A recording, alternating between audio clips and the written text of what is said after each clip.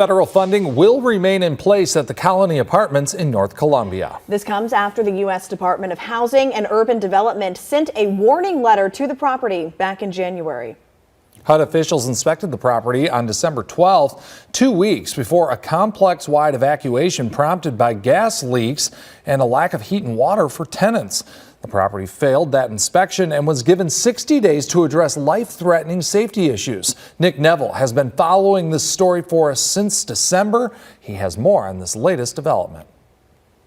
So the big takeaway is that Complex Management, the Monroe Group, appealed HUD's assessment and got a passing score. HUD tells me that based on the appeal, the owner's response to that January letter is no longer required and certain repairs don't need to be made.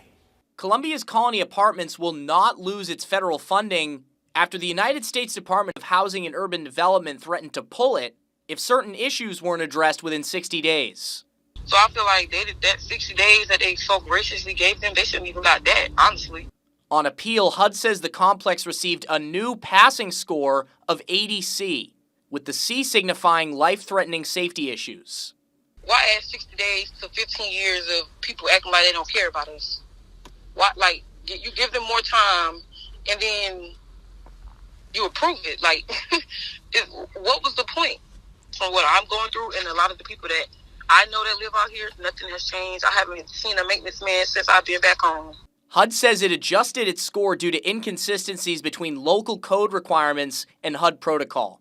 A significant number of points were deducted in its December inspection based on closet door locks within several units.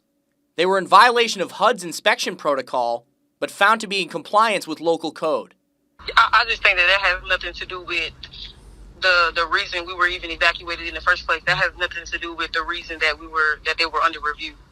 It's like completely besides the point. The emergency January letter did not mention the deadbolt locks, but did outline accessibility issues, mold, and roach infestations. One Colony Apartments tenant says she's still dealing with these problems in her apartment. Other people may look at them like, oh, you just get some roach spray or whatever, but they're really, really bad. Like, but it's like little cracks.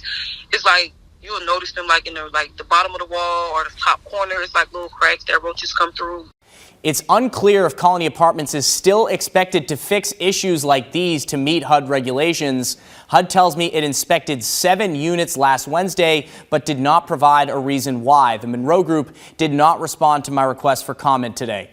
In the studio, Nick Neville, WIS News 10.